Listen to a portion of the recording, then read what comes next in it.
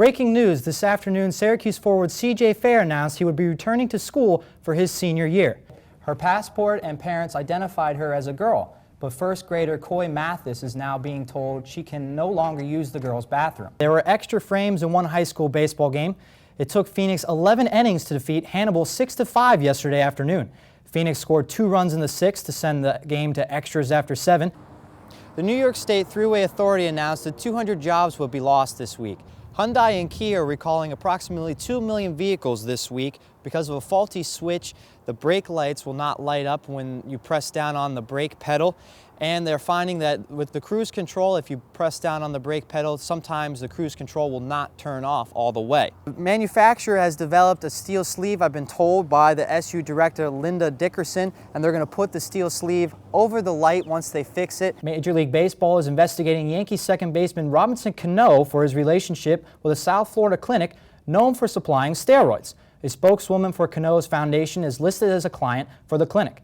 The second baseman has been an all-star his last 3 seasons with 90 homers and 321 RBIs. The Supreme Court is meeting today to discuss whether the Voting Rights Act of 1965 is still constitutional. But productions in Syracuse also perform Shakespeare classics. You to look, my son, in a move it soft, as if you were dismayed. There are a lot of people, I'm sure, that have no idea that we exist. But Syracuse's Shakespeare Festival has existed for over a decade. Actors tried out this week for the festival's 11th season.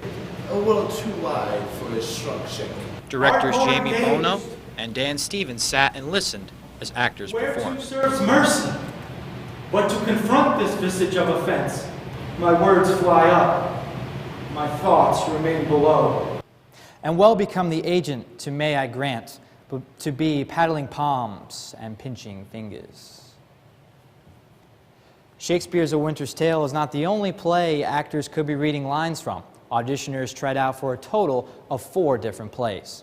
To do joint auditions for all 4 pieces, hoping that would attract people who might not otherwise have come for any one of these.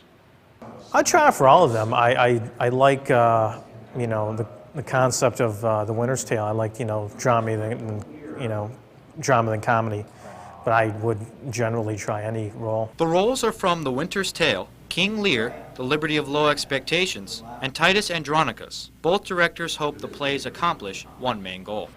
Our mission, I guess, is to make Shakespeare accessible and understandable, so that people walk away with the idea of how really relevant he is. Absolutely, that's really our mission, to get the word out, get Shakespeare's word out, and to have a good time doing it. Today, let's check in on where the men train in between the fall and spring. The Syracuse men's and women's rowing teams practice in a simulated rowing boat to stay in shape over the winter. Monday through Saturday, a team of 40 men row between 7 and 9 miles in a water tank over 100 years old. This tank is tucked away in the corner of the northern entrance to the Archibald Building on Syracuse campus. Just like in the races, the boat fits 8 men at a time, so rowers rotate, working on rowing machines or ergs and bikes in addition to the boat. This training facility keeps the team in shape once winter hits.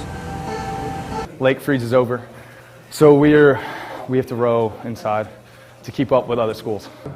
And we'll spend all winter inside on the tank and in the ergs, and really just working on our fitness levels and try to be as competitive as possible fitness-wise.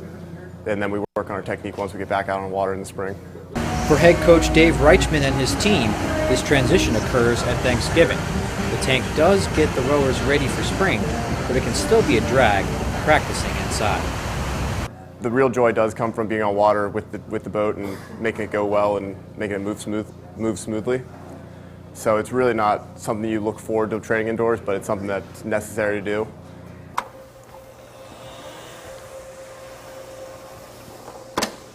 Although it may not be the same as being outside on the lake in a real boat, the inside tank and the rowing machines allows the Syracuse team to keep pace with those other teams that practice outside year-round.